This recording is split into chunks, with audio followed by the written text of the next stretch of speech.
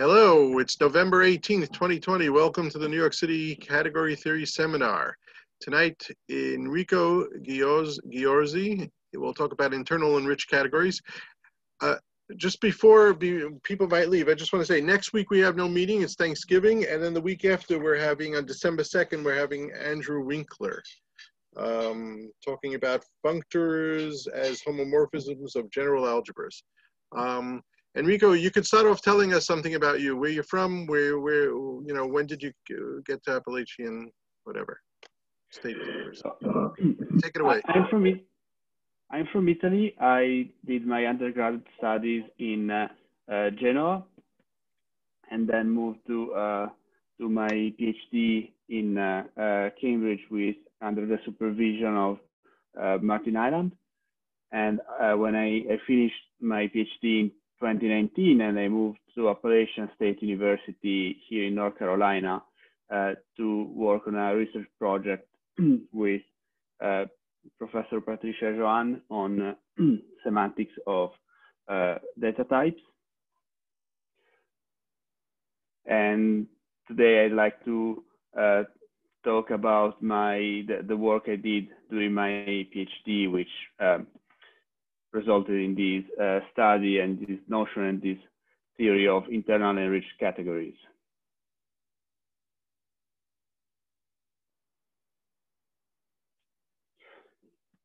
So should I start? Please start. Go ahead. Thank you. Thank you. So when we say that a category is complete, what we mean generally is that a category has all limits with respect to small diagrams, but a category need not to be small. So we have this tension between a category being large and the limit being only the limits of small diagrams. In fact, if we consider a small and complete category, we get some particularly nice properties of these for it. So, for example, if a category is small, I can consider the limit of the identity functor on it, and the limit will be the initial object. And it's kind of counterintuitive that a limit would give an initial object which we think of as a colimit, but in fact this gives the intuition to prove that any colimit can be expressed as a limit, and indeed if C is small and complete, then it is also co-complete. And there are also other nice properties. For example, the classic result of Freyd, the adjoint functor theorem. It generally requires a solution set condition, something that takes care of size, the size issues with the diagrams of the limits. And in this case, we don't have any size issue because the category is small. So indeed, the adjoint functor theorem holds without requiring any solution set condition. Unfortunately, the only small and complete categories there are complete preorders. So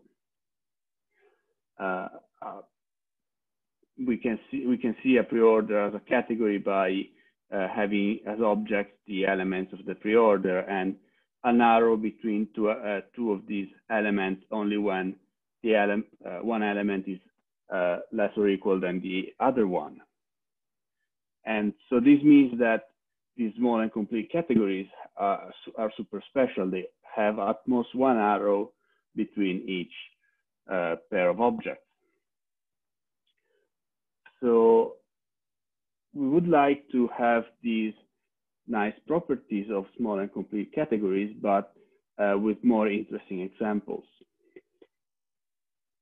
So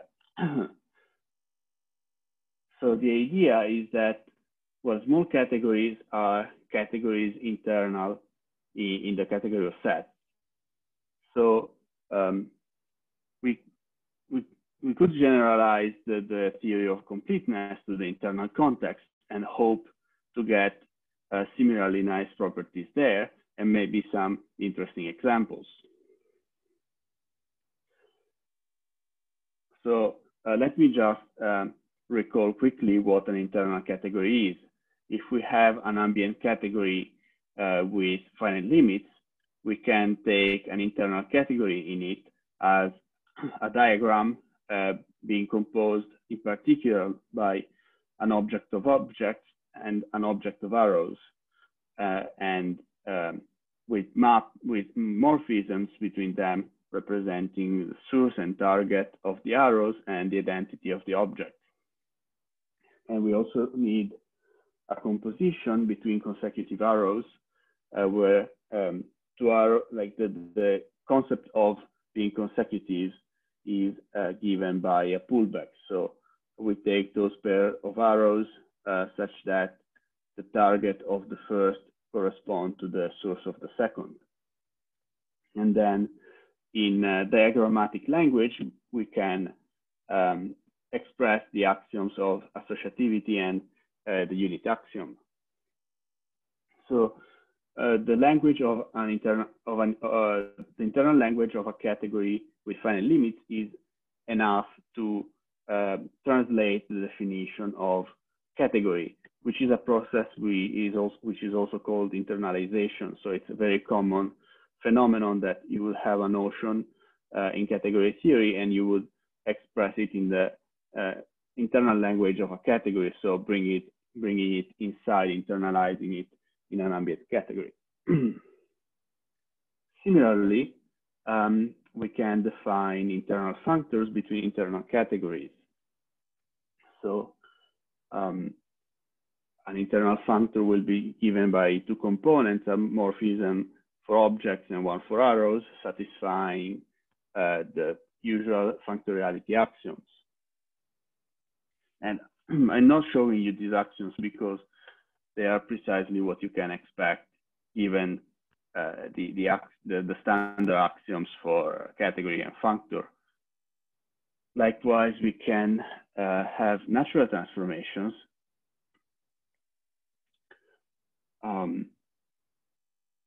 given by a morphism between the object of objects of the domain category and the object of morphisms of the codomain category with a naturality axiom. And all these together allows us to define a category, or better, a two category. In this time, I'm talking about a standard category, not internal ones, given by internal categories in our selected environment category, functors between them, and their natural transformations. So if we assume the ambient category to be locally Cartesian closed on top of having finite limits, we can also prove that the category of internal categories is Cartesian closed. So the theory of internal categories is pleasant in the sense that the category of internal categories is Cartesian closed, so it has the internal logic of a Cartesian closed category.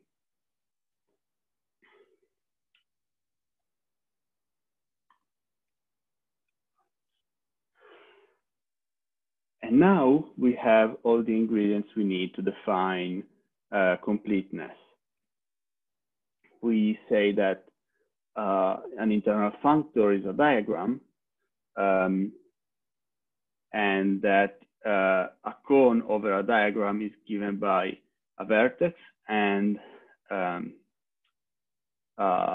projections, where the vertex is a functor targeting like a global section of the category, and the projections are a natural transformation between the vertex and the diagram, the image of the diagram in our category. And notice that for technical reasons, we do use the Cartesian closedness of the category of internal categories to define these.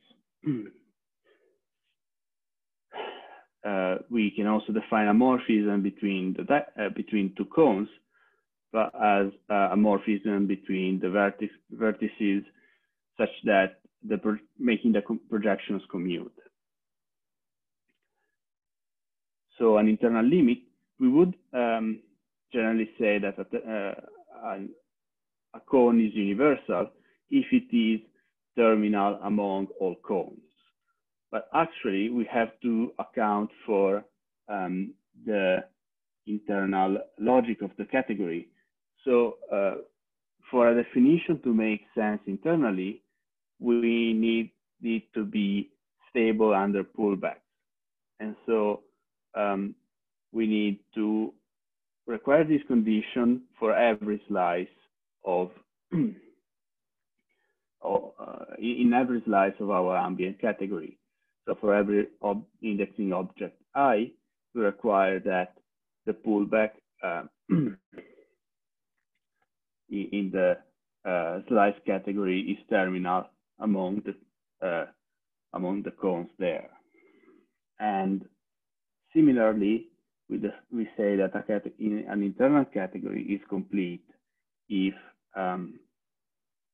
every diagram admits a limit, but not just every diagram in the base category, but every diagram in every slice of our ambient category. So with being careful about this technical detail, we can define a completeness. And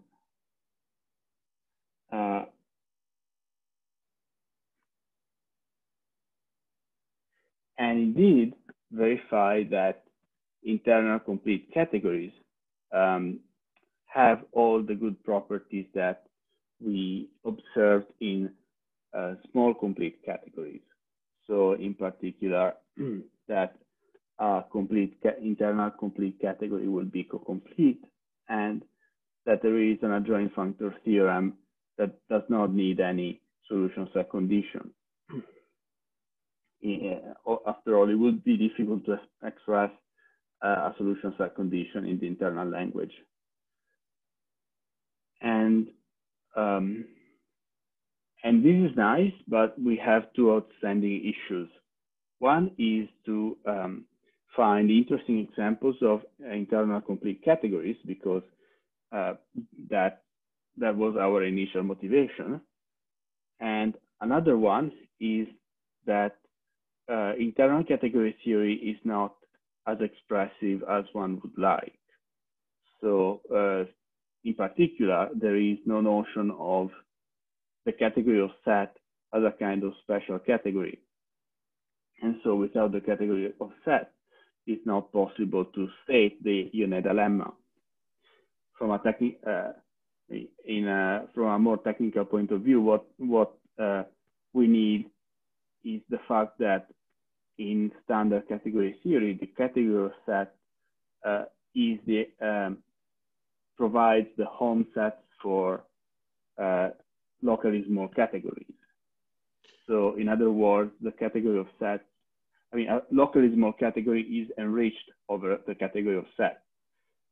So the intuition will be that we will want, internally, we will want an enriching category. There's no enriched Yoneda lemma. I mean, the Hom sets are an element in the ambient category. So, I mean, can't you talk about isomorphisms of Hom sets?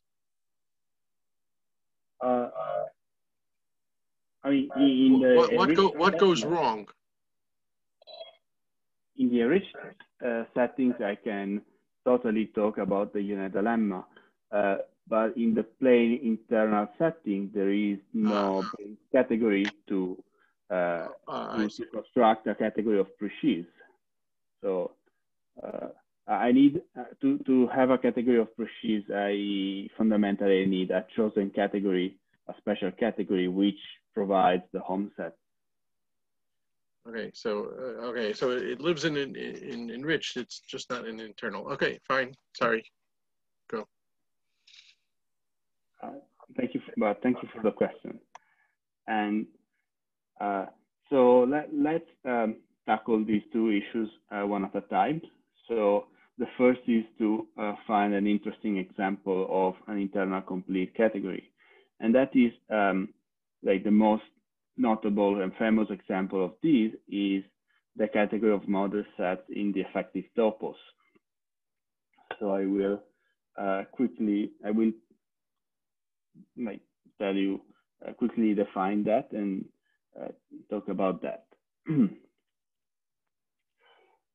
So realizability is a form of non-classical logic in which we have a set of non-standard truth values, which we take to be the set of parts of the set of natural numbers. And a non-standard predicate will be a predicate in this set of non-standard values. The idea is that we don't just predicate the truth or falseness of our predicates, but we also give a proof, a witness of these truths. So which we call a realizer. So for example, if we a realizer of the truth of a conjunction of two predicates will be a pairing of two realizers, like a realizers for the first one and a realizers for the second one. And we take these realizers to be natural numbers because natural numbers can be paired with each other using an encoding for pairs, and they can also encode partially recursive functions. So that allows us to define the predicate of the implication by using the encoding of partially recursive functions. So with these non-standard predicates, we can define the objects of the affective topos as sets together with a non-standard equality predicate. This non-standard equality has to be symmetric and transitive in the sense of the logic of realizability defined before. Curiously, it does not need reflexivity. And similarly, we can define morphisms of the morphisms of these objects as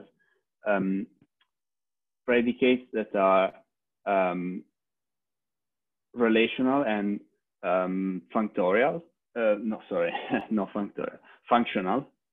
So in the same way in which a function is a functional relation, and on top of that, we want to preserve the non-standard equality. And then we need to quotient these by equivalence classes. And so with these data objects and morphisms, we define the affective topos. And notably, the affective topos is not a Grothendieck topos. And this is important because the original observation that all small and complete categories are complete preorders fundamentally uses the logic of a Grothendieck topos, so it can be replicated in any Grothendieck topos. The fact that the affective topos is not a Grothendieck one will allow for examples of complete categories that are complete internal categories that are not preorders. So we define some special object of the affected topos.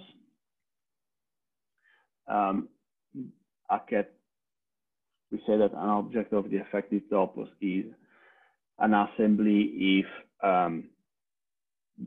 the equality of two elements is realized only when the two elements are actually the same. And we say that a model set is an object such that it satisfies these three axioms that there is always a realizer for the equality of an element with itself, which is, in a way, it means to say that we can always realize the predicate that an element exists, and we can like the fact that there is a common realizer of the equality of the existence of two elements means that the two elements are the same, and the realizers of the equality of two elements are those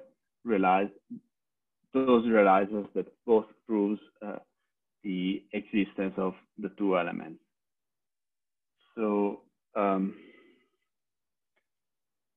so in particular, model set is fundamentally isomorphic to partial equivalence relation on natural numbers,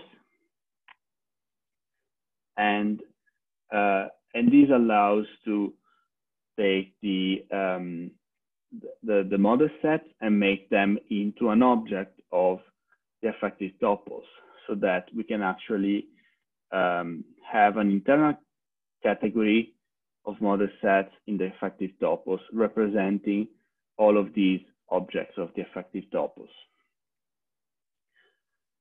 So the notable result is that the category of model sets is complete in the affective topos. More precisely, it is weakly complete in the affective topos, but it is strongly complete in the category of assemblies. And the notion of strong completeness is the one that I gave you before, in which is stable under pullback. We are not interested in the notion of weak completeness, but fundamentally, it doesn't require the stability under pullback that we enforced before. So this provides us with most notable example of an internal category that is complete and is definitely not a preorder. So this reassures us that the theory of internal completeness is an interesting theory, but it doesn't solve the issue of the lack of expressive power of internal category theory. So to solve that issue, we want to extend, to internalize the theory of enriched categories. And it is common wisdom that the theory of enriched categories is very expressive, and that in particular the Yoneda lemma is fundamentally a result of enriched category theory. So to do this, we again take an ambient category with finite limits, and in this category we want an internal category that is monoidal. So to be monoidal means that it has a monoidal structure given by a monoidal product and a monoidal unit given by functors by internal functors, and structural isomorphisms given by internal natural transformations. So internally, the enriched category will be given by an object of objects and a structure given by a hom, which takes two objects and gives a hom object in the enriching category. A composition which takes three objects and gives the composition operation on the hom objects of like these, the first and second and third object, and an identity which takes an object and gives the identity as a global section of the hom object. So in particular, we can leverage the internal language of our ambient category to express these notions in a more intuitive language, in a more familiar language. So, for example, we can write that the identity on X is a morphism from the unit of the monoidal category V to the hom object, by meaning that the source of the identity of X will be the unit, and the target of the identity of X will be the hom object. So, and similarly, we can draw a commutative diagrams and interpret those as in the internal language as equalities of compositions. So we can actually talk about these internal enriched categories in pretty much the same way we can talk about standard enriched categories by using the internal language. So these are the axioms, and if you interpret the, like if you just look at them, they just look like the standard axioms for enriched categories. But if you interpret these axioms in with internal language, as I explained before, you can make sense of them in inside the ambient category E. So Enrico, there's a question under the chat. It says, how can we express that composition needs to take composable morphisms? Right. They did that let me go back. Thank you. Sorry, I cannot see the chat, so please. Okay, good. There is some question. So it is by design. It is by design. So the composition you see here takes three objects of the category X and gives you the composition operation between the hom objects, in which the target of the target of the first it corresponds to the source of the second. So there is, unlike for internal categories in which we have to use a pullback, here it is just the structure of the category that enforces these, the fact that composition is well formed. Does this answer the question? I think so, yeah. Oh, okay.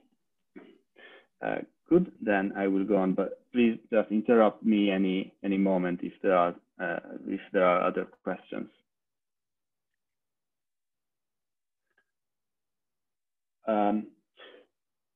So as you might expect, we can define functors of these enriched categories. And again, the definition, just by having cared to use the internal language, is pretty much the same definition that we expect from standard enriched category theory. So we want a morphism between the object of objects, and we want for every pair of objects of the domain, we want a morphism between the home sets. So that goes from the home set of the domain X to the home set of the codomain Y by using the action of the functor on the object. So in this way. And functoriality is again the diagram expressing the same diagram that expresses functoriality for standard enriched categories.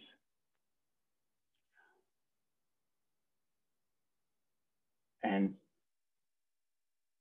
we can define composition, which is given by the composition of the object component, and for the composition on the morphism components, we fundamentally take the composition of the morphism components, but having care to also use the object component for the second step. And so this gives a composition between the home objects of X, Y, and Z. And then we can define natural transformations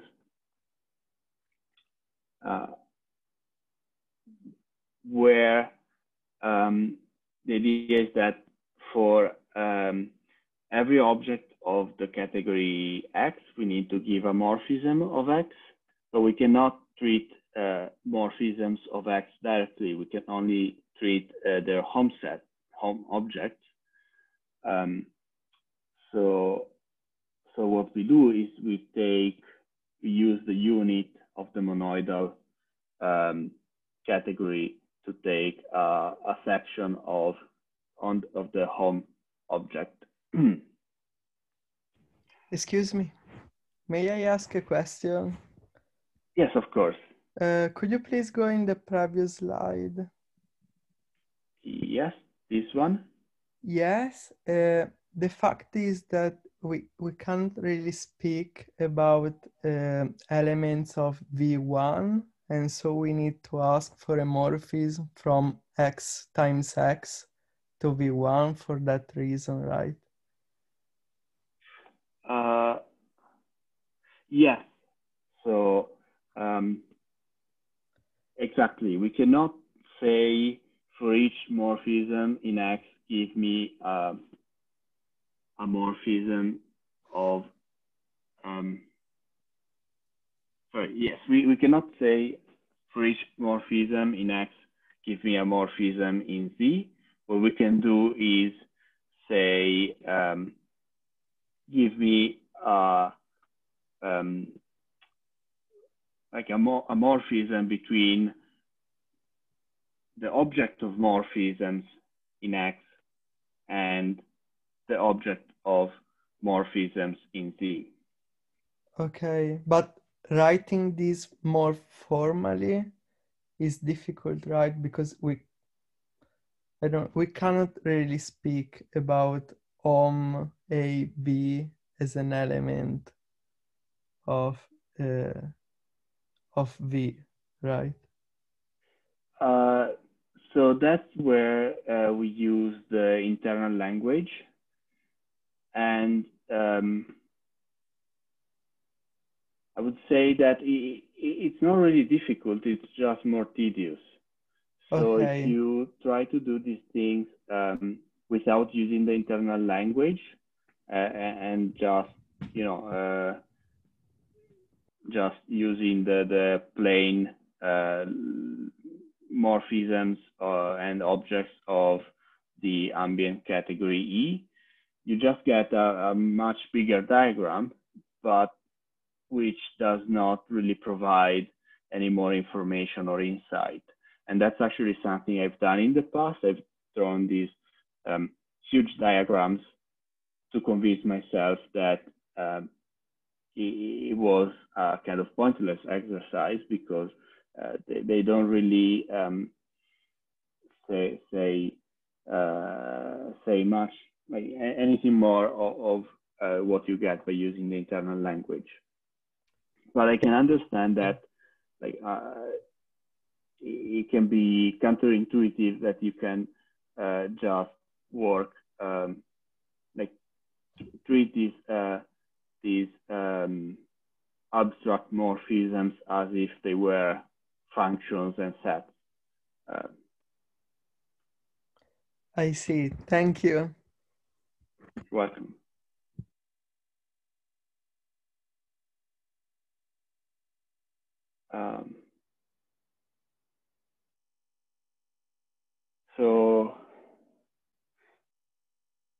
So yes, it's I mean, unfortunately, it like this exposition with the internal language does not kind of leaves open these kind of question of how do you do this in pure elementary terms. But on the other hand, it makes the exposition much quicker. So I like by using only the elementary description of these things, like we will not be able to kind of just go over these things quickly enough, and like we would not get to the more interesting part, because fundamentally these definitions are just a matter of you just have to write them down to reassure yourself that this is really what you want. And once you do that, it's kind of evident that this is really what you need.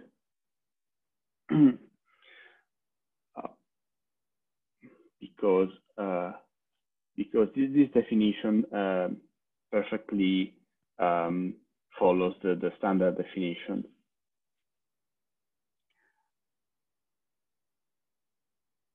So we have like similarly we can define all the values, like vertical and horizontal compositions of natural transformations, and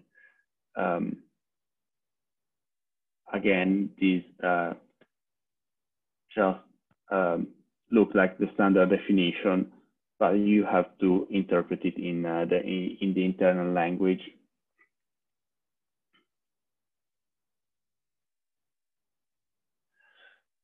And once this is done, we can just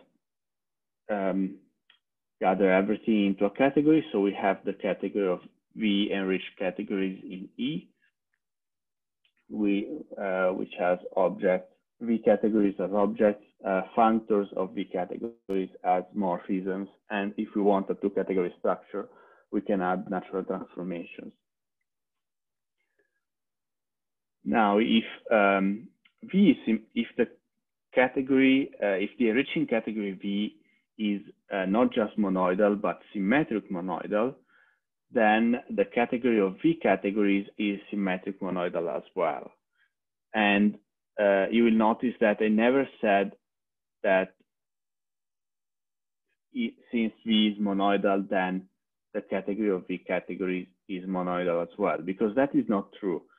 We really need symmetry to produce a symmetric monoidal structure on VCat. And that is for a technical reason, we need to be able to change the order of the multiplications of home objects in V. So, and this is also something that happens for standard enriched categories. So if we forget to be in the internal context, it's still true that like categories, small categories enriched in V form a category, but we need V to be, the enriching category to be symmetric monoidal in order for the category of V categories to be monoidal and on top of that also symmetric. So by assuming that the ambient category is locally Cartesian closed, we want to replicate the previous result that the category of internal categories is Cartesian closed as well. But that is not so easy this time. So the first step is we show that given two V-enriched categories, we can form an internal category in E, not enriched, just a plain internal category, representing the category of functors and natural transformations between the two original categories, X and Y. And this we can do because if the ambient category is Cartesian closed, we can use the internal logic to kind of produce objects which satisfy like equational relations.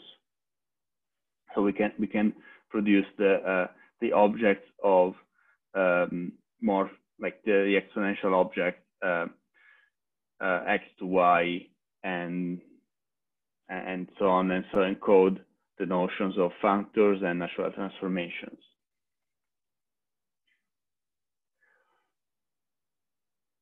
So, but this is not enough. So if we want to show Cartesian closedness of V cat, we need V to be monoidal closed. And we define monoidal closedness for an internal category as the property of having certain right adjoints for the monoidal product for the monoidal product functor. So in particular, if the enriching category is monoidal closed, then it is enriched over itself, as we can take the home object to be given by the exponential.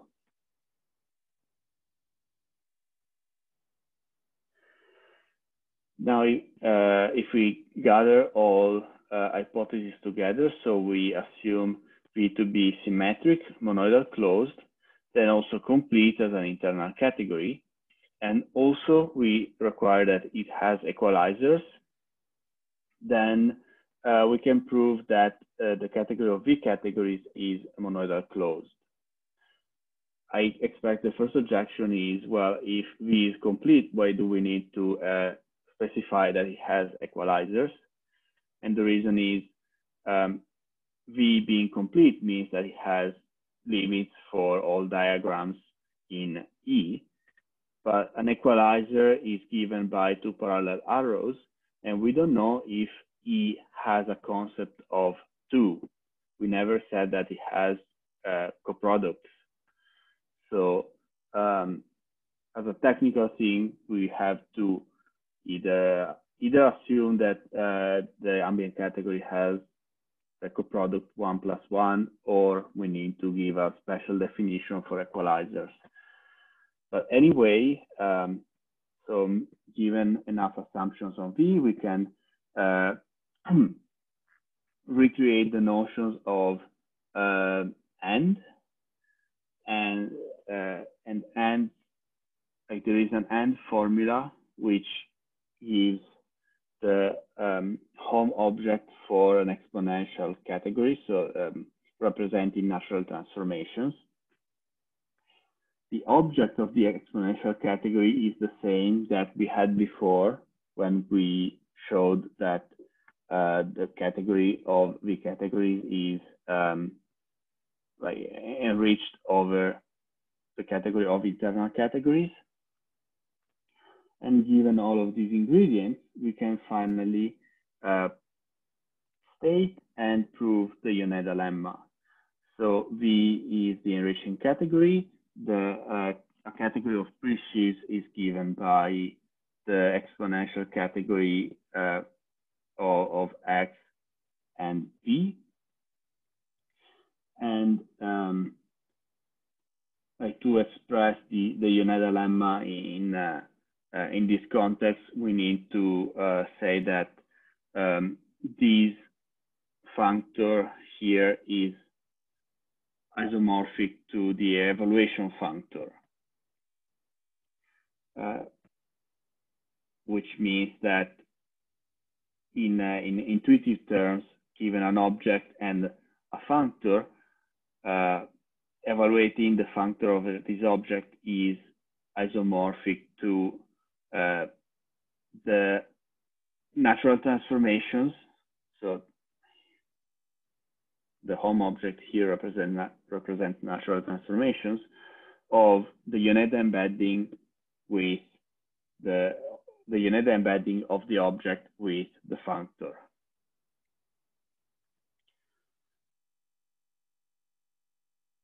So we can define the notion now of weighted limit, which is the notion of limit suited for enriched categories.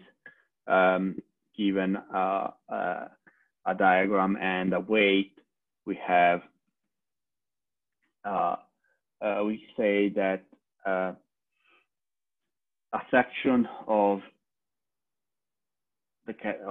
our category X, so ideally an object of X, is the weighted colimit if there is a natural isomorphism between these functors.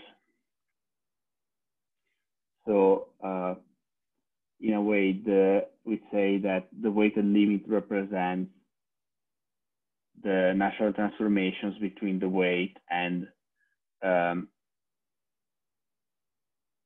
the Yoneda embedding composed with F. And we say that an X is complete if, again, it has all limits in every slice of E, so that the notion is stable under pullback. And such a complete category has a limit functor, meaning that we the choice of these weighted limits is can be internalized. So it's not just that there is an external existence of these colimit, of these weighted limits, but there is also a functor in the internal setting that can pick these colimit. These weighted limits.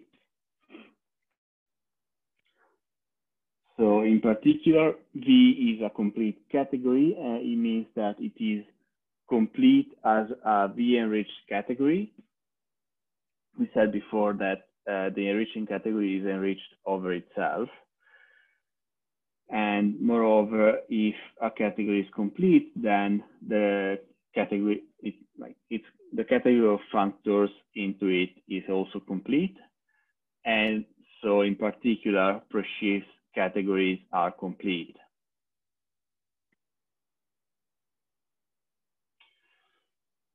Now, we want to state the adjoint functor theorem. For that, we need a notion of continuity of limit preserving functor.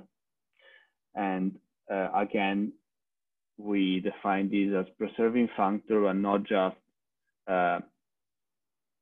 just preserving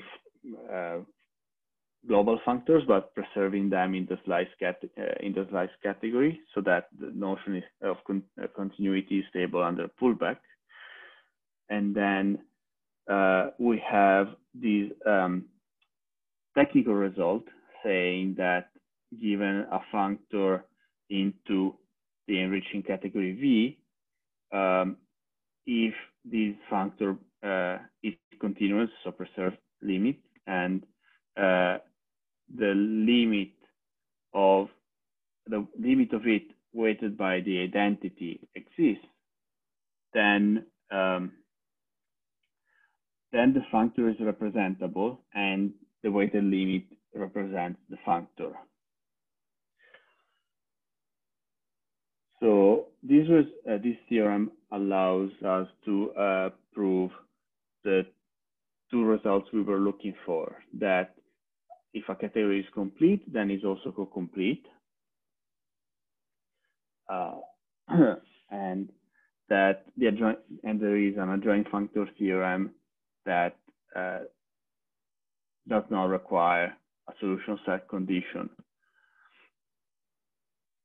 So as corollaries, we get that Reshev's categories are also co-complete because they are complete, and given a complete V-enriched category, the Yoneda embedding, which is continuous and it goes into a complete category, then has a right adjoint.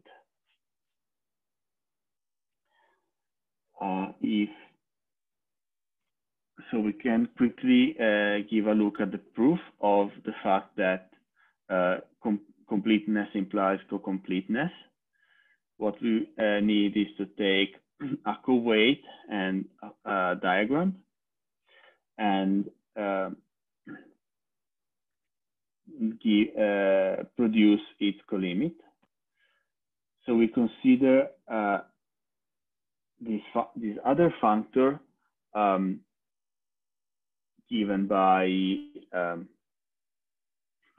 again this the home set in the exponential category. This functor has preserves limits because it's made by composing pieces that all preserve limits. And then we can use the theorem in the slide before to say that F is representable and represented by these weighted limit. But by definition, F is this, and this one is the isomorphism saying that this object is the weighted colimit of G by the weight W. And a similar proof a similar technique is used in proof of the adjoint functor theorem. So this is it.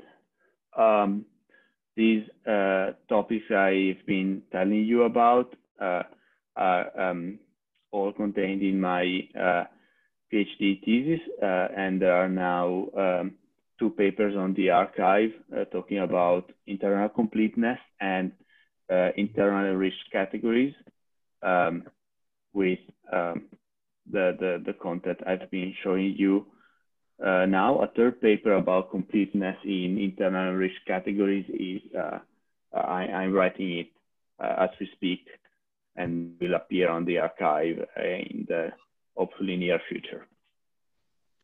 So let's thank our speaker. Thank you. Thank you. Yeah. Any questions? Any discussion? Yeah, I have a question. Can you hear me? Yeah, Noah, go ahead. Great, thanks. So the first part of the talk was in order to describe the Yoneda lemma for internal enriched categories. And you said that internal wasn't enough. You needed to add the enriched layer as well. But internal categories in some ambient category form a 2 category. So my question is, are there some weirder Yoneda structures on this 2 category that don't look like they're represented by some like set object?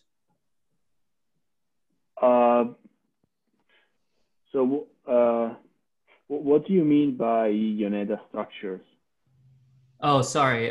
So there's this paper, actually, like part of my talk last week was on this by Street and Walters about Yoneda structures in arbitrary two categories in terms of like a left extension and an absolute lift property, as opposed to the equality that you normally see.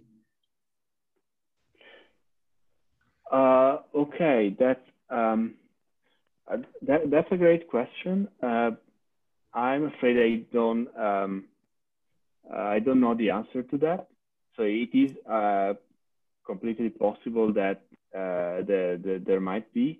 When I say that there is no Yoneda lemma for internal category, I actually don't mean that there is no possible sensible way to make sense of a Yoneda lemma in this setting, but I just mean that there is not an obvious replacement for the Yoneda lemma. Like whereas you internalize internal categories just by replicating the standard definition of a category in the internal language.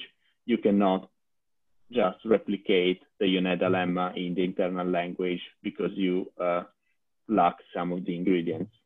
Mm-hmm. But it is certainly possible that you can use more advanced techniques to give a replacement, like a suitable replacement for that. Great, thank you.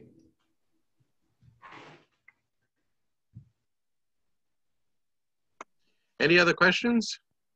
I just like to say, I like the talk because it has a feel of logic to it. In logic, you have always these, or model theory. You have, this thing is non-continuous, but within its own model, it's continuous and things like that. It has that type of feel to it.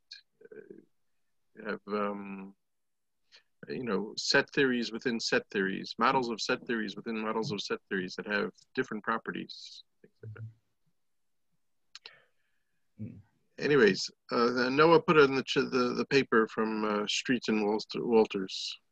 He put it on the chat. Are there any other questions? Otherwise, let's thank the speaker again. And like I said in the beginning, next week we don't have a talk next week, but the week after we have a talk. Andrew Winkler is going to talk about functors as homomorphisms of quiver algebras. Anyways, Enrico, thank you very much. Best of luck. It was very nice. Thank you, Nazan, for giving me the opportunity to speak here. It was very nice to give this talk to you. And we'd love to hear about your new stuff that you're doing that you're doing for your postdoc. Maybe later on. Anyways, ladies and gentlemen, it's a pleasure. Have a wonderful Thanksgiving, and see you all around.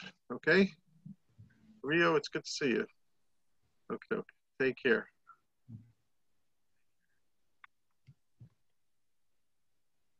Rico, take care. I'm going to send you an email when it's up. Sure, okay. Thanks. I will.